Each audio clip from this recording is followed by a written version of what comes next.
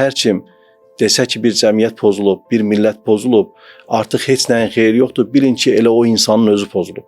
Belə bir sual verilsə ki, siz bölücü oldunuz yoxsa birləşdirici, tam əminliklə deyə bilərik ki, biz bölücü deyil, birləşdirənlərdən olduq.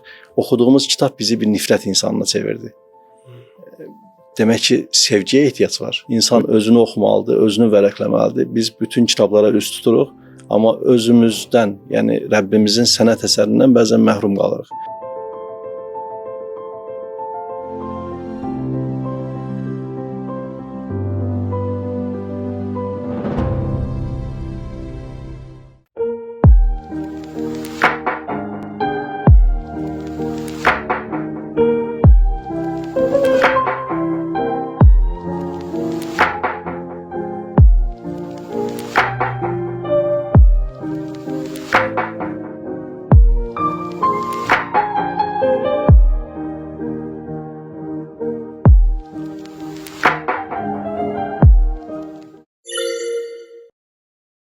Salam dostlar, növbəti buraxılışla qarşınızdayıq. Bugün qonağımız ilahiyyatçı, Heydər Məscidinin imamı Rüfət Qarayevdir. Rüfət bəy, xoş gəlmisiniz. Çox sağ olun, təşəkkür edirəm, var olasınız. Hacı, mən istərdim ki, sizin kitablarınıza nəzər salaq. Bugün Azərbaycanda, bilmirəm, kitabı olan neçə ilahiyyatçı var, amma onlardan biri də sizsiniz.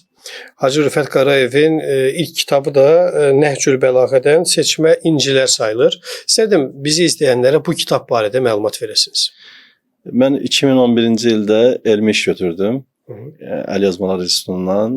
Mövzum da Həzrət Əli ibn Əbu Talibin Nəhcül Bəlağə əsərində iman və etiqad məsələsi idi. Nəhcül Bəlağədən seçmə incilər o elmi işi işləyə-işləyə Həzrət Əlini araşdıra-araşdıra əslində Nəhcül Bəlağədə qarşıma çıxan incilər oldu. Orada müxtəlif inciləri seçib onun müəllifi mən yox, əslində Həzrət Əli əleyhissalamdır və onu tərtib etməyə çalışdım ki, Nəhcül Bəlağə ümumilikdə böyük bir kitabdır. Onun üçün cildlərlə şərhlər yazıblar, amma onun daha çox əxlaqi mövzulara əhatə edən, əqidəvi mövzulara əhatə edən, insanların daha çox faydasına yarayan mövzulara toxunmağa çalışdıq ki, ixtilafdan uzaq, yanlışlıqlardan uzaq, artıq fikirlərdən uzaq, düşüncələrdən uzaq mövzulara toxunmağa çalışdıq. Adında Nəhcül Bəlağədən seçmə incilər qoyduq. İxtilafdan uzaq dediniz. Yəni deyirsiniz ki, dini mövzularda da ixtilaflar dərinləşir, çoxdurmu? Təbii ki, ixtilafı salan haşa əstəğfurullah, Həzrət Əli əleyhissalam deyil. Bəzən mövzuları biz doğru anlayıb təhlil edə bilməyəndə müəyyən formada həm özümüz ixtilafa düşə bilirik, özümüz ixtilafa düşürüksə mütləq mənada insanları da ixtilafa sürükləyə bilirik. Baxır biz necə yolsuruq, yəni demək istəyirsiniz. Bu kitabınız 2017-ci ildə ilk dəfə nəşr olub. Doğrumu qeyd edirəm? Evet. Digər kitabınız isə Elmin Qapısı adlanır və bu kitab sizin ikinci kitabınızdır. Bizi izləyənlərə də bu kitabı yenidən təqdim edək. Bu kitab barədə istərdik bizə məlumat verəsiniz. Valla onun adına toxunum ki, Elmin Qapısı Həzrət Əliyə işarədir. Yəni Həzrət Əli əleyhissalama bağlı Allah Rəsulü buyurur ki, mən elmin şəhəriyəm, Əli isə onun qapısıdır. Ənə mədinətul ilmu və aliyyun babuha, ənə mədinətul hikmə və aliyyun babuha. Mən elmin şəhəriyəm, Əli isə onun qapısıdır. Başqa bir yerdə buyurur, mən hikmətin şəhəriyəm, Əli isə onun qapısıdır. Yəni elm qapısı adını qoymaqda məqsədimiz budur ki, Allah Rəsulü elmin şəhəridir. O elm şəhərinə daxil olmaq istəyiriksə, mütləq mənada qapıya üst tutmalıyıq. O qapı da Həzrət Əli əleyhissalamdır. Digər tərəfdən əsərin içərisinə gəldiyimiz zaman bu mənim dissertasiya işimdir. Dediyim kimi mövzu Əli ibn Əbi Talibin Nəhcül Bəlağə əsərində iman və etiqad məsələsi idi.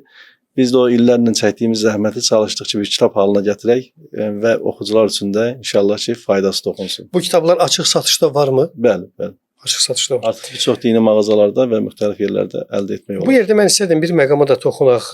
İlahiyyatçıların kitab nəşr eləmə işi. Yəni bu hamıya xasdırmı?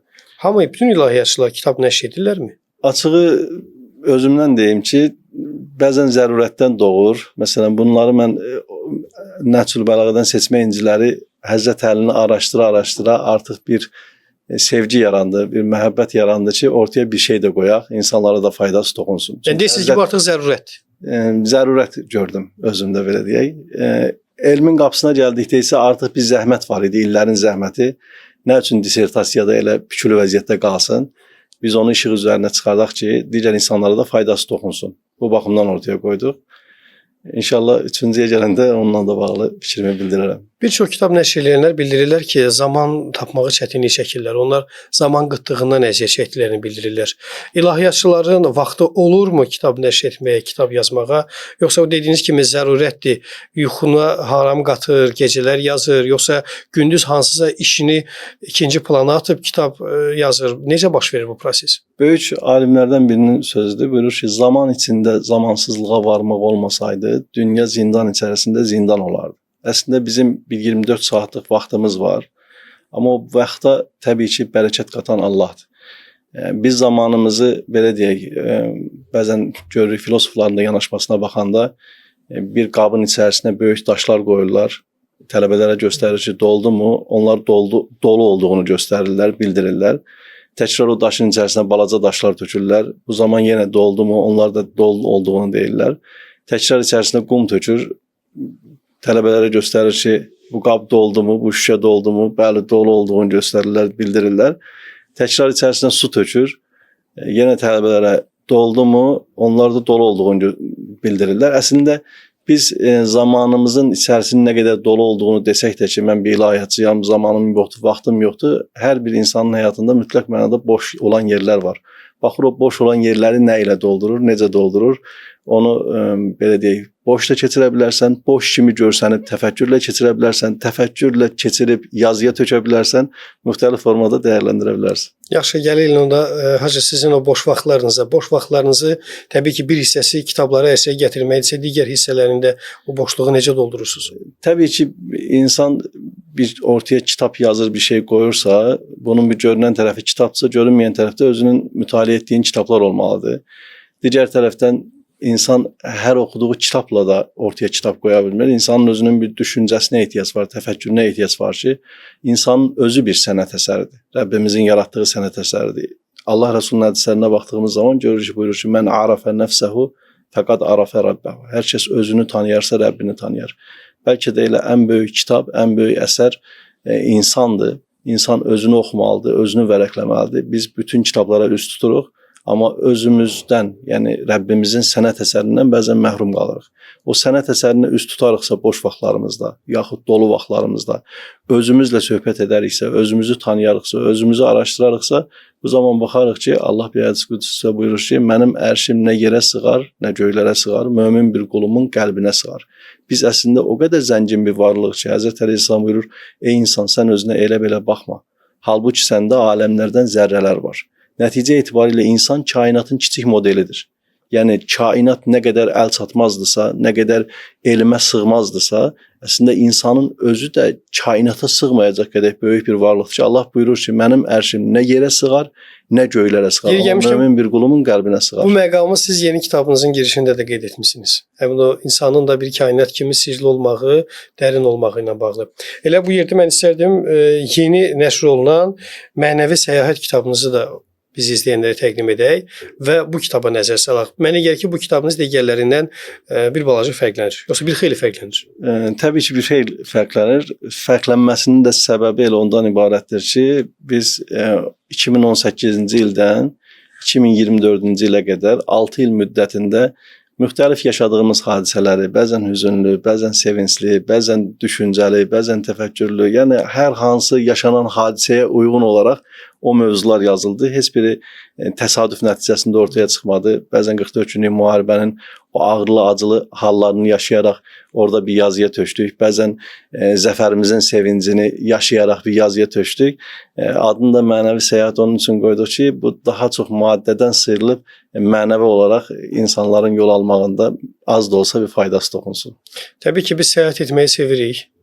Bəzən elə ölkə daxilində səyahətlər edirik, ölkə xaricinə səyahətlər edirik. Amma siz dediyiniz mənəvi səyahət üçün məsafələr qət etmək şərtdirmi? Allah Quranda buyurur ki, siru fil ard, yer üzünü seyr edin. Təbii ki, bəzən maddi olaraq səyahət edərsən, o maddi səyahətin içərisində Allahı taparsan. Bəzən maddi səyahəti doğru düzgün qurmasan, Allahdan qafil olarsan. Getdiyin yerlərdəki möhtəşəm binalar, qarşılaşdığın hadisələr, gözəlliklər səni Allahdan qafil qoyar. Amma fərqli baxarsansa məsələyə, getdiyin yerləri fərqli təhlil edərsən, fərqli analiz edərsənsə, bu zaman getdiyin yerdə çünki Allah sənə şah damarından yaxındır. O yaxınlığı itirməzsənsə, Allahdan qafil olmazsansa, o zaman mənəvi səyahət etmək üçün illa da harası getməyə ehtiyac yox. Dediyimiz kimi, elə səyahət insanın özündən özünə başlayır. İnsan özündəki o həqiqəti, şah damarından yaxın olan Allahı taparsa, Allahın yaxınlığını hiss edərsə, o zaman heç addım atmadan da insan öz daxilində olan Rəbbinə yönələrsə, Rəbbinə səyahət edərsə, uzaqda axtardığı Rəbbini çox yaxında tapmış olar. Qəlbində və ruhunda hiss etmiş olar. Tapmaq asandırmı? Təbii ki, heç nə asan deyil həyatda. Həyatda asan olan heç bir şey yoxdur. Hər bir şey zəhmət tələb eləyir və Quranda da Uca Rəbbimiz buyurur ki, siz səyinizin müqabilində mütləq mükafat alarsınız. Əgər biz səy edəriksə, bir hədis-i qudsidə Rəbbimiz buyurur ki, qulum mənə bir addım gələrsə, mən ona 10 addım gələrəm. 10 addım gələrsə, mən ona qaçaraq gələrəm. O mənə qaçaraq gələrsə, mən ona yürüyərək gələrəm. O mənə yürüyərək gələrsə, artıq mən o qulumda olaram, bəndəmdə olaram. Onun görən gözü, eşidən qulağı, tutan əli, yürüyən ayağı olaram. İlk addım bizdən istənilir. Rəbbimiz təbii ki, bu addımlar məcazidir. Bir addım atmağımızı istəyir. Əgər biz ona bir addım atarıqsa, buyurur, mən sənə 10 addım gələrəm. Amma ilk addımı sən at. Rəbbə doğru get. Rəbbimiz uzaqda deyil biz ona addım ataq. Bəzən günahlarımız, bəzən qüsurlarımız, bəzən xatalarımız Rəbbimizlə bizim aramıza bir zülmət pərdəsi çəkir. O pərdələr qalınlaşdıqca bəzən ona 70 min pərdə deyirlər. O pərdələr qalınlaşdıqca biz Rəbbimizdən qafil oluruq, Rəbbimizin uzaqda olduğunu hiss edirik. Amma Quran-Kərimdə Uca Rəbbimiz buyurur ki, Allah Rəsulunun dili ilə, bəndələrim məni səndən soruşduqları zaman de ki, mən onlara yaxınam. Yəni mən uzaqda deyiləm, məni uzaqda axtarsınlar. Bəs nə üçün biz onu uzaqda görürük? Çünki biz özümüzü əməllərimizdən, günahlarımızdan, xatalarımızdan ondan uzaq salmış oluruq. Onun üçün də ilk addımı atdığımız zaman ona doğru getməyə istək və qayədə olduğumuz zaman çətin olmaz. Nə müşahidə edirsiniz? Müasir insanın həmin o mənəvi dünyaya səyahətinə ən çox mane olan nədir? İnnovativ inkişaf, yoxsa dövrün tələbi olan qazanc əldə etmək? İstər müasir insan olsun, istər klassik insan olsun, insan bir nəfs daşıyır. Allah Rəsulunun hədisinə baxdığımız zaman buyurur ki, kim nəfsini tanıyarsa Rəbbini tanıyar. Əgər biz nəfsimizi tanımasaq, nəfsimizi ağlımıza tabe etməsək, ağlımızı nəfsimizə tabe etdiyimiz zaman nəfsimizin qulu və köləsinə çevrilmiş oluruq. Bu zaman cismimiz də o nəfsin quluna çevrilir, ruhumuz da o nəfsin quluna çevrilir, qəlbimiz də o nəfsin quluna çevrilir və onun bir ömür istəklərinə xidmət etmiş olur. Amma nəfs ağla tabe olursa, ağıl nəfsi idarə edirsə artıq iş qəlbə ötürülmüş olur. İş qəlbə ötürülürsə artıq qəlbin işi ağılla, beyinlə, məntiq və fəlsəfə ilə deyil, birbaşa Allahla bağlanır. Və orada Həzrət Əleyhisselam buyurur ki, ağılın durduğu yerdə iman başlayır. Əslində biz kəlmə-i şəhadət gətirməklə iman gətiririk və müsəlman oluruq. Həzrət Əleyhisselam buyurur ki, ağıl bir yerə gəlir, heyrət məqamına çıxır ki, məsələn, günəşlə bağlı biz elmdə oxuyuruq ki, günəş yer kürəsindən təxmini hesablamalarla 109 dəfə böyükdür. İndi bir də günəşin həqiqətinə kim getdi vardı? Hansı elm günəşin həqiqətini sübut etdi? 1000 illərdir, deyək ki, günəş yanmaqdadır, bitmir, tükənmir, öz enerjisindən bir şey əskilmir. Ağıl günəşi təhlil edə-edə bir heyrət məqamına gəlir, durur, dayanır ki, bu günəşin arxasında bir ilahi qüvvə var, ilahi qüdrət var. Ağlın dayandığı yerdə qəlb təsdiqə keçərək həqiqi imana etmiş olur. Bir də istərdim ki, siz bir qədər əvvəl tanımaq məsələsini qeyd elədiniz, insanın özünü tanımağını. Amma bir də var, qarşındakı insanı tanımaq məsələsi var. İnsanlar var ki, bir baxışla qarşındakını oxuya bilir. Onun davranışında, kəlmələrində bu insanın qismən də olsa, bir balaca da olsa, hansı amalı xidmət etdiyindən agah ola bilir. Mən istərdim ki, sizin hər gün gördüyünüz bu qədər insan olur. Yüzlərlə, minlərlə insanla söhbət edirsiniz, onları tanımağa cəhd edirsiniz və ya da ki, tanımaq fürsətiniz olur. Kitablı və kitabsız insanları tanımaq çətindirmi? Təbii ki, çətindir. Bəzən insanlar milli dəyərə xidmət edirmiş kimi görsənir. Amma işin həqiqətinə gələndə görsən ki, milli dəyərlərdən çox-çox uzaqdır. Mənəvi dəyərlərə xidmət edirmiş kimi görsənir. İşin həqiqətinə gələndə görsən işdən çox-çox uzaqdır. Təbii ki, hər şey deməklə deyil. Hədisdə buyurulur ki, Allah baxmaz sizin zahirinizə və mallarınıza. Baxar sizin qəlbinizə və əməllərinizə.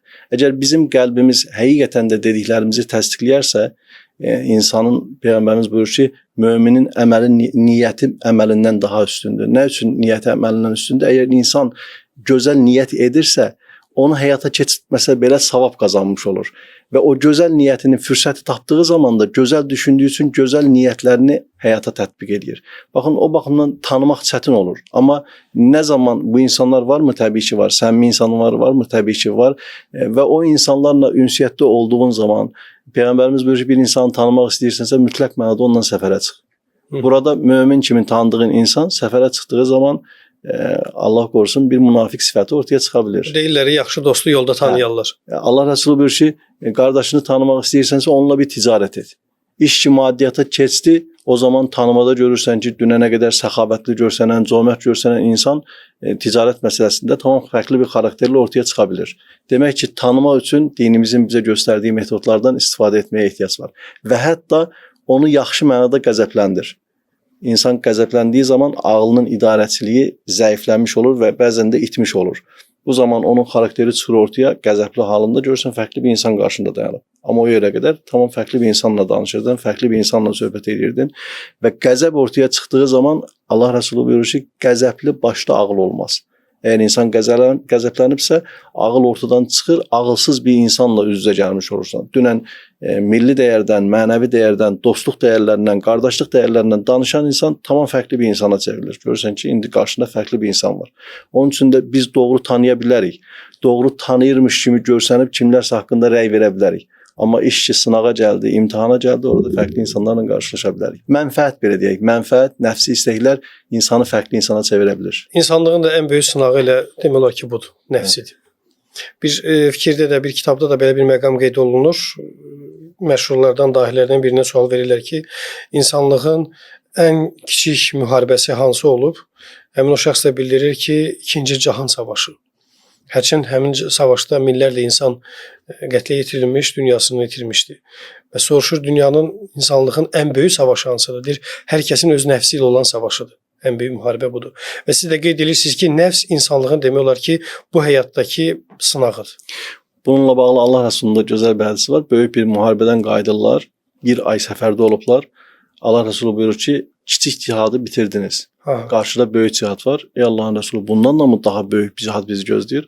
Buyurur ki, nəfsinizlə döyüşmək. İnsanın nəfsi ilə mübarizə aparması, qəzəbli halında öz nəfsini ayağının altına qoyması, müxtəlif imtahan və sınaqlar halında nəfsinə hakim olması təbii ki, sıradan bir imtahan deyil. Hacı, istərdim dini ədəbiyyata bir nəzər salaq. Ölkəmizdə hazırda dini təyinatlı kitablar nəşr olunur və əvvəlki illərlə müqayisə etsək, biz baxırıq ki, onların çeşidi artır, sayı artır. Qane edirmi bəs onların keyfiyyəti sizi? Söhbət içindəki mətnin keyfiyyətindən gedir. Təbii ki, əvvəlki illərə baxanda Allahın olsun ki, ölkəmizdə çox keyfiyyətli, savadlı, imanlı, təqvalı ruhanilərimiz var və bunlardan da bir qisminin ortaya qoyduğu əsərlər var. Amma qənaət bəxşdirmi? Təbii ki, qənaət bəxş deyil. Çünki bu kimi ilahiyyatçılarımızın sayı azdır və onların ortaya qoyduğu əsərlərin də sayı azdır və ümumilikdə bizim millətə xas olacaq, insanlarımızın ruhuna oxşayacaq əsərləri vermək də təbii ki, böyük məsuliyyət və zəhmət tələb edir ki, bu gün qənaət bəxş deyil. İlahiyyatçılarımızın sayı azdır, yoxsa sayı var, onların hamısı kitab yazmır deyil? İlahiyyatçılarımızın sayı çoxdur, amma elmi sahədə, yəni ortaya qoyduqları əsərlər, bu boşluğu doldurmaq üçün gecə-gündüz çalışmaqları isə özüm qarışıq, təbii ki, qənaət bəxş deyil. Niyə? Nə mane olur? Valla bu suala cavab vermək bəlkə də çox çətindir.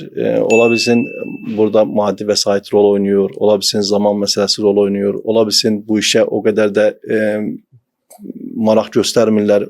Bəlkə də o ilahiyyatçılarımızın daha böyük xidmətləri var ki, yetişdirdikləri insanların özü bir əsərdir, özü bir kitabdır. O baxımdan kitab arxa plana keçir. Amma biz insanlarla görüşdüyümüz zaman mən şəxsi zərurətimi deyim, ortaya doğan zərurəti deyim ki, görürəm bu insanlar məndən, məsələn, deyək ki, elmin şəhəri var, yoxdur daha doğrusu, Həzrət Rəsulullah elmin şəhəridirsə, bəlkə də mən özümdə bir mənəvi boşluq hiss edirəm, bir mənəvi məsuliyyət hiss edirəm ki, elmin qapısından öncə elmin şəhəri yazılmalıydı.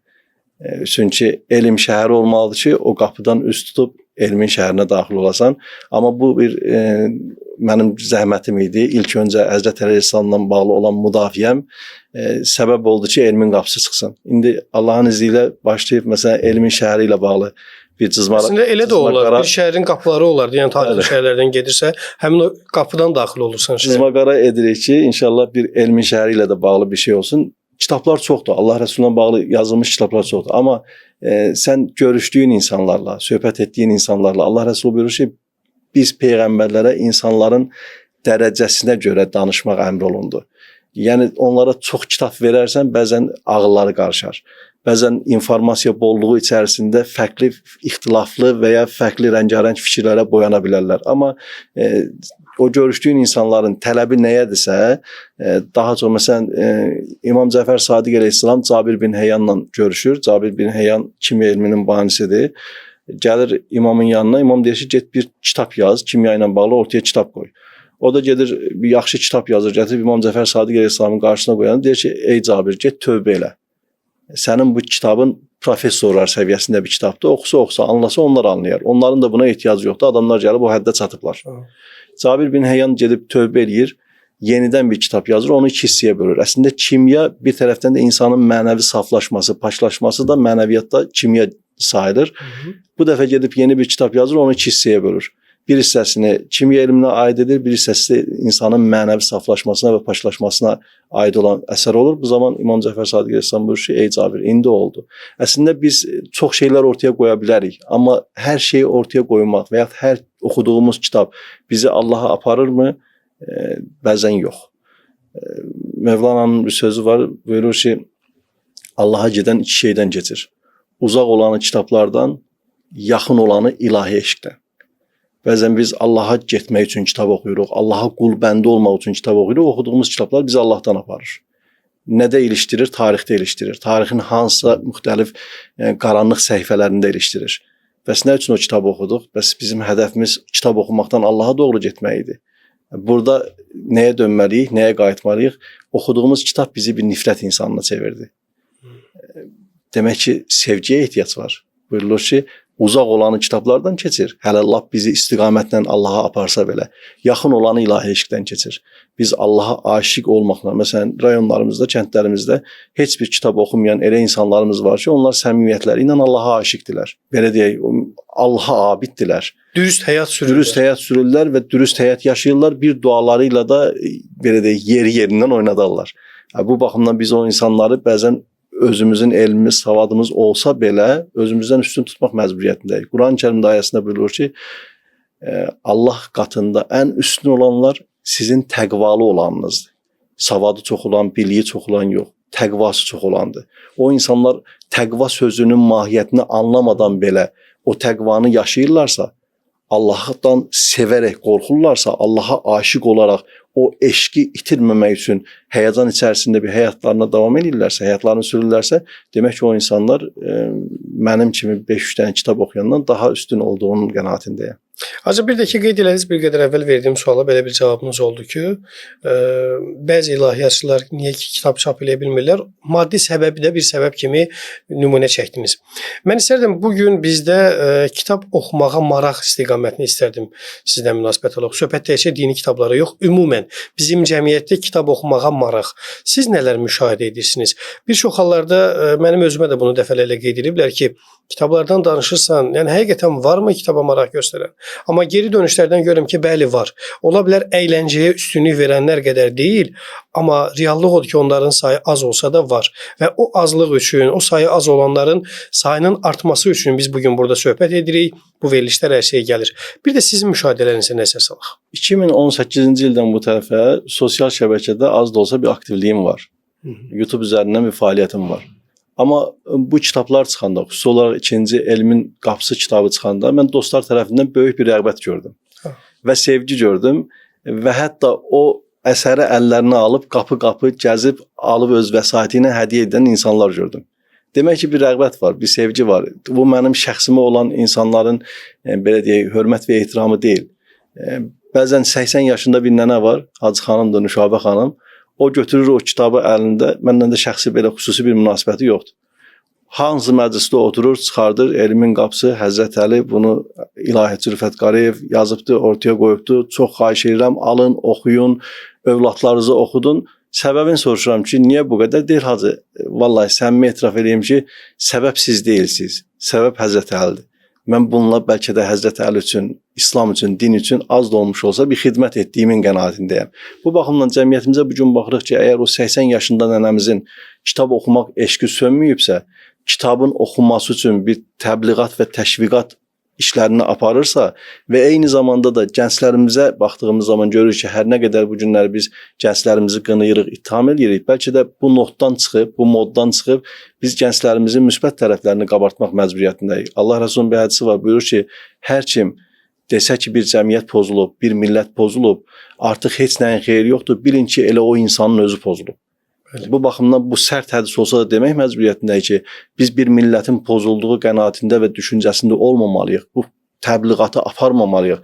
Bizim millətimiz üstün bir millətdir, xalqımız üstün bir xalqdır. Azərbaycanımız sayımız az olsa da 10 milyon, dünyada 50 milyon sayımız vardır. O insanlar bizi izləyirlər, bizi sevirlər, bizə oxşamağa çalışırlar. İstəyir cənubda olanlar olsun, şimalda olanlar olsun. Yəni bu insanların bizə böyük bir rəğbətləri var.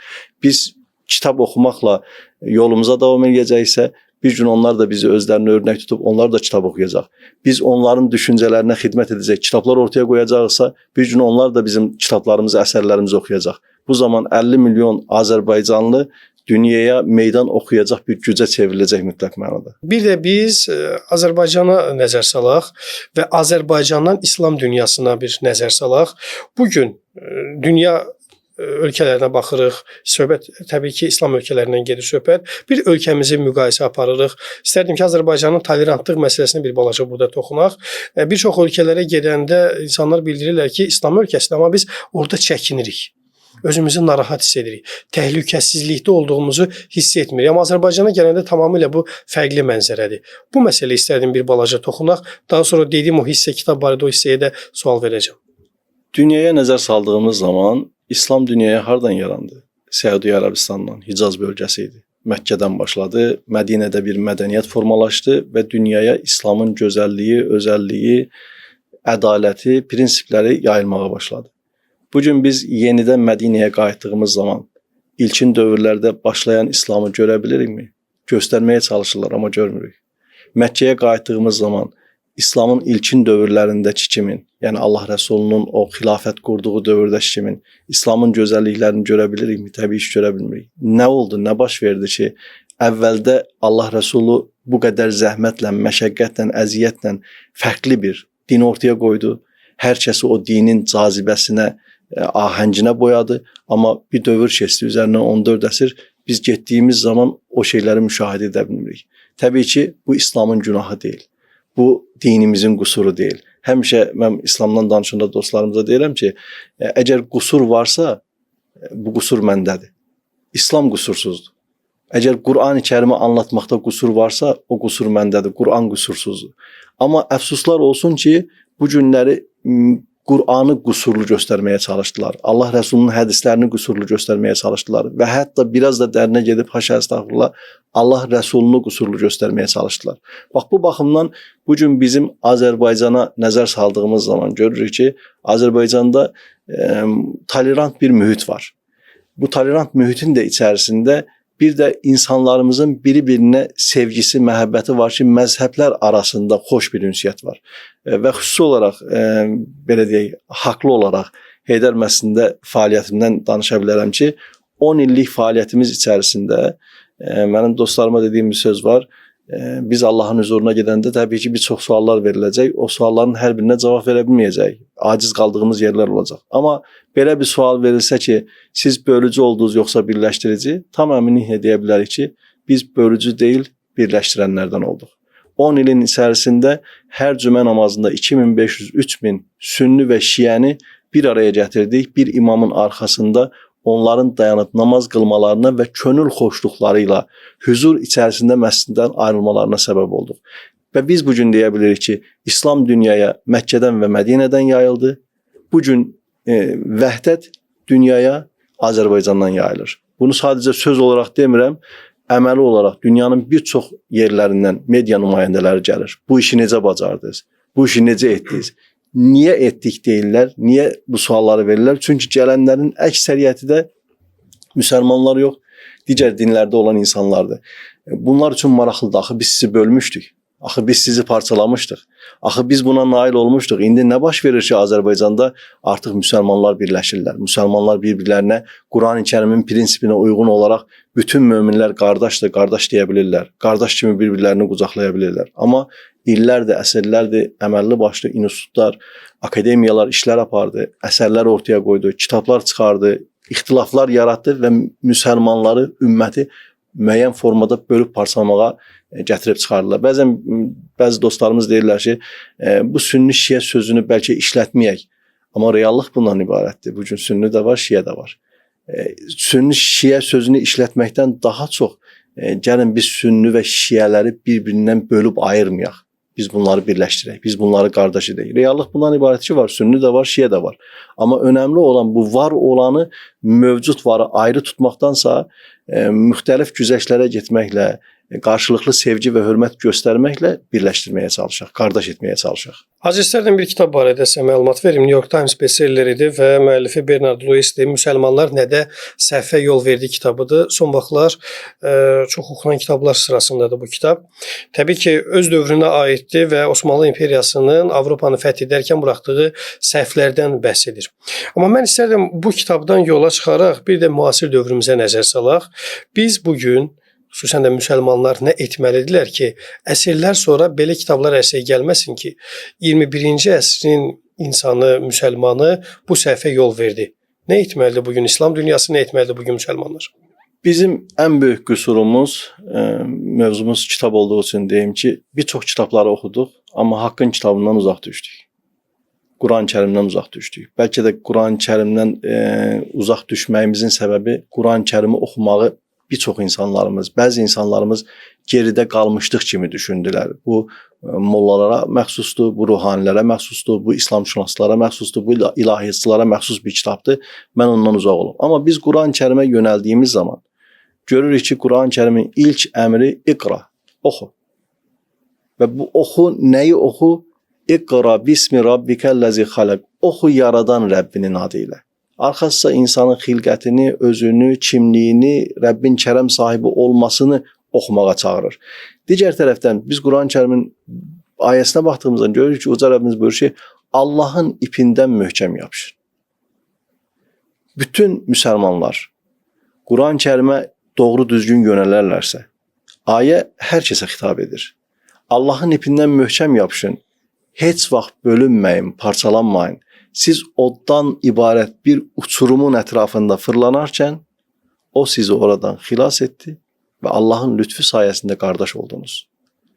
Əgər İndoneziyalı bir müsəlman bu ayəni doğru düzgün oxuyub anlayarsa, Malaziyalı da eyni formada anlayarsa, Türkiyəli də, Misirli də, Azərbaycanlı da, hər kəs eyni istiqamətdə yol alarsa, bizim yapışdığımız ip Allahın ipi olacaq, Quran-Kərim olacaq, Allah Rəsulunun sünnəti olacaq, Allah Rəsulunun əhl-i beyti olacaq. Allah Rəsulü ömrünün sonunda bizə 2 ağır əmanət tapşırır. Mən sizə 2 ağır əmanət verirəm. Bunlardan biri Quran-Kərim, digəri isə mənim əhl-i beytimdir. Fərqli yanaşma ilə bunu sünnətim də deyirlər. Bizim cavabımız bu olur. Nə əhl-i beyt Allah Rəsulunun sünnətindən kənar bir həyat yaşamırdı, nə də Allah Rəsulunun sünnəti əhl-i beytsiz təsəvvür etmək mümkün deyil. Yəni bunlar iç-içə olan bir həyat. Allah Rəsulunun əhl-i beyti bütövlükdə Allah Rəsulunun sünnətini yaşadı. Və Allah Rəsul bizə 2 ağır əmanət verdi. Biri mən əhl-i beytim, digəri isə Quran-Kərim. Əhl-i beytim Həzrət Nuhun gəmisinə bənzəyir.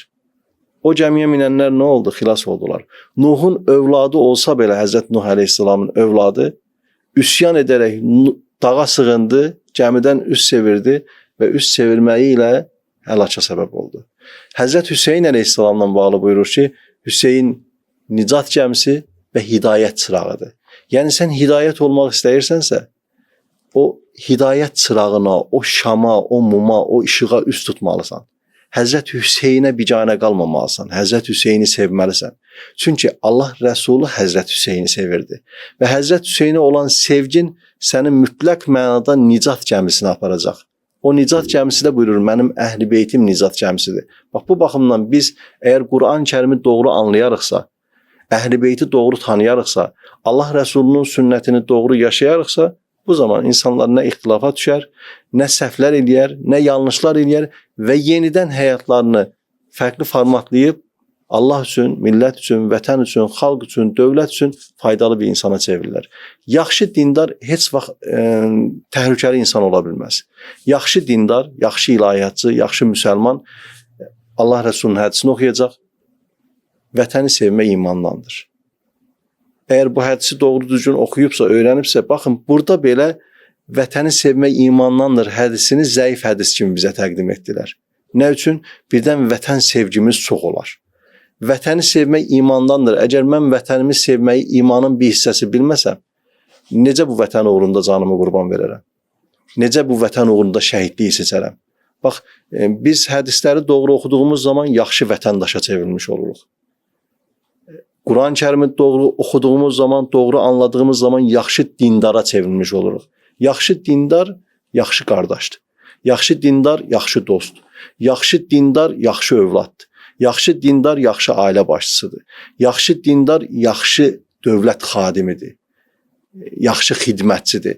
O əgər yaxşı dindardırsa, Allahını gözəl tanıyırsa, Əhl-i Beyti gözəl tanıyırsa, Allah Rəsulunun sünnətini doğru düzgün oxuyub, təhlil edib, həyatında tətbiq edirsə, heç vaxt insanların haqqına girməz. Heç vaxt vətəndaşını incitməz. Heç vaxt kresloda, kürsüdə oturub insanlara yuxarıdan aşağı baxmaz. Və oturduğu kreslonu, bizim orada bir yazımız vardı, vəzifə imtiyaz deyil, məsuliyyətdir. Əslində sənə Allah bir vəzifə veribsə, bu ilahi bir lütfdür. Allah sənə bir zənginlik veribsə, xəzinənin açarını daşıyırsan. Sən xəzinədar deyilsən, sən xəzinəyə sahib deyilsən, xəzinənin sahibi Allahdır. Sən vəzifə sahibi deyilsən, vəzifənin, mülkün, yerin, göyün, hər şeyin sahibi Allahdır. Əslində o özü də bir sınaqdır. Hə, bir sınaqdır, bir imtahandır ki, olduğun vəzifənin haqqını verəsən. Amma Allahı unutduğun zaman, Rəsulu unutduğun zaman, Əhl-i Beyti unutduğun zaman nə üçün bunları vurğu ilə deyirik? Çünki onlar vəzifəni imtiyaz bilmədilər. Məsuliyyət bildilər. Bizim hər verilişdə sonda belə bir ənənəmiz var ki, verilişimizə qonaq gələn şəxs bizi izləyənləri kitab tövsiyəsi etsin. Bu sayı 3 də ola bilər, 5 də ola bilər. İstərdik ki, elə siz də bizi izləyənlərə kitab tövsiyəsi ediniz. Sualınıza konkret kitab adı olaraq cavab verməyəcəm. Təbii ki, bunun da müxtəlif səbəbləri var. Amma deməyim bundan ibarətdir ki, əziz vətəndaşlarımıza, əziz qardaşlarımıza, bacılarımıza tövsiyəmiz bundan ibarətdir. Bir çox kitabları oxudular, amma bəzən Allahın kitabından uzaq qaldılar. Quran-ı Kərimi mənasını başa düşsələr də, düşməsələr də ərəbcə oxusunlar. Yaxşı olar ki, tərcüməsinə baxsınlar. Allah bizdən nə istəyir? Bu kitabı nə üçün göndəribdir? Belə bir deyim var, deyir, sevən sevdiyinə bir məktub göndərsə, keçmişdə məktub idi, alardı, öpərdi, gözünün üstünə qoyardı, açardı, baxardı, ürək döyüntüsü ilə, həyəcanla oxuyardı ki, sevgilim mənə bir məktub göndəribdir. İndi deyək ki, bir mesaj gəlir. O mesaj əgər sevdiyindən gəlibsə, xüsusi bir həyəcanla gənclərimiz bu həyəcanı daha çox hiss edirlər, yaşayarlar. Və bir də bu mesaj biz əgər həqiqətən iddialıyıqsa Allahı sevirik. Həqiqətən iddialıyıq ki, Allaha aşiq olmaq üçün yola çıxmışıq. Bəs o sevdiyimiz bizə nə göndərib? Nədən bəhs edir o kitabında? Nə üçün biz o kitabdan qafilik? Nə üçün o kitabdan uzaq düşmüşük? Baxın, ilk oxuyacağımız kitab Allahın kitabı Quran-ı Kərimdir. Digər tərəfdən Allah Rəsulunun həyatıdır. Allah öz kitabında buyurur ki, Usvetul Həsənə, o gözəl nümunədir, gözəl örnəkdir. Mən demirəm qərb alimlərindən start gətirməyək, şərq alimlərindən start gətirməyək. Hansı filosof olursa olsun, hansı əxlaq alimi olursa olsun, Allah Rəsulunun əxlaqına möhtacdır. Allah Rəsulunun həyatına möhtacdır. Allah Rəsulunun nümunələrinə möhtacdır. Bəlkə onlar fərqli dinlərdə olmalarına baxmayaraq, dolayısıyla Allah Rəsulunun həyatına hardasa üst tutublar. Hardasa o həyatdan özlərinə nümunələr götürüblər. Fərqli düşüncə və fikrə sahib olub o fikirlərini bizə öz məhsulları kimi ixrac edirlər. Bax, bu baxımdan Allah Rəsulunun Siyər Nəbi deyirik. Allah Rəsulunun həyatını gözəl oxumaqdır. Əhl-i Beytin həyatını gözəl oxumaqdır. Sadəcə oxumaqda deyil, və oxuduqlarımızı həyatımıza tətbiq etməkdədir. Təşəkkür edirik Hacı sizə. Uğurlar arzu edirik. Sağ olun ki, dəyərli vaxtınızı ayırdınız və qonağımız oldunuz. Çox sağ olun, var olun. Biz sizə təşəkkür edirik ki, dəvət edibsiniz. Biz də sizin bu işinizə uğurlar arzuluyoruz. Əziz izləyicilər, daha bir verilişimizin sonuna çatdıq. Qonağımız isə ilahiyyatçı Heydər Məscidinin imamı Rüfət Qarayev idi. Növbəti buraxışlarda yenidən görüşəcəyik. Hələlik.